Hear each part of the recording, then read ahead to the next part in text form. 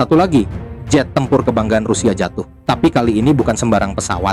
Ini adalah Su-35, jet tempur generasi 4+, yang menjadi tulang punggung superioritas udara Moskow.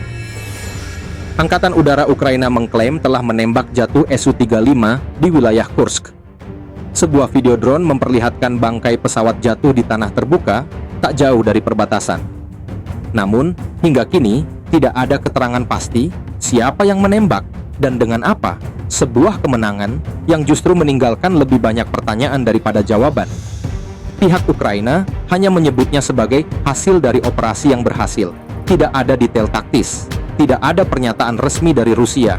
Namun rekaman reruntuhan telah beredar luas. Dan bahkan beberapa blogger militer Rusia mulai mengakui kehilangan tersebut. Sebuah video lain memperlihatkan misi pencarian pilot oleh pasukan udara Rusia. Yang menarik, dalam unggahan resmi Angkatan Udara Ukraina, siluet jet yang ditampilkan justru menyerupai Su-34, bukan Su-35. Apakah ini kesalahan visual, atau ada informasi yang sengaja disamarkan? Klaim paling menghebohkan datang dari sejumlah akun militer Ukraina yang menyebut jet itu ditembak jatuh oleh F-16. Jika benar, ini akan menjadi keberhasilan pertempuran udara ke udara F-16 milik Ukraina. Namun sampai sekarang, belum ada bukti visual, tidak ada rekaman, tidak ada peluncuran rudal yang terekam.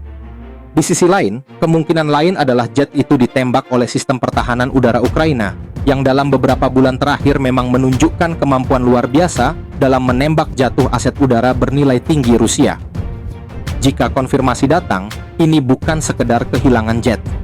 Ini adalah penurunan simbolis dari Su-35, pesawat yang dirancang untuk melawan F-15 dan F-22, tapi kini jatuh di tangan F-16 Ukraina. Sejak awal invasi, Rusia telah kehilangan sedikitnya 8 Su-35. Jet ini bukan sekadar Su-27 yang dimodifikasi. Ia dilengkapi radar Irbis-E berdaya tinggi, cat penyerap radar, mesin dengan pendorong vektor, IRST, sistem jammer Kibini, serta senjata ultra jarak jauh seperti R-37M rudal penghancur AWACS. Bahkan memiliki kemampuan SID dengan rudal Kinzhal.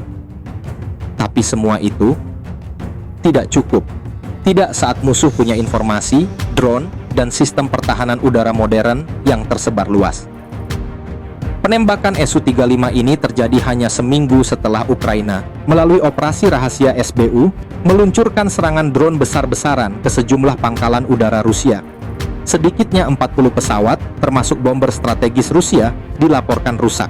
Serangan itu adalah pesan bahwa langit tak lagi aman untuk Rusia. Dan kini, jatuhnya Su-35 mempertegas bahwa keunggulan udara Moskow tidak lagi mutlak. Pertanyaannya bukan lagi siapa menembak jatuh, tapi berapa banyak lagi yang akan jatuh berikutnya.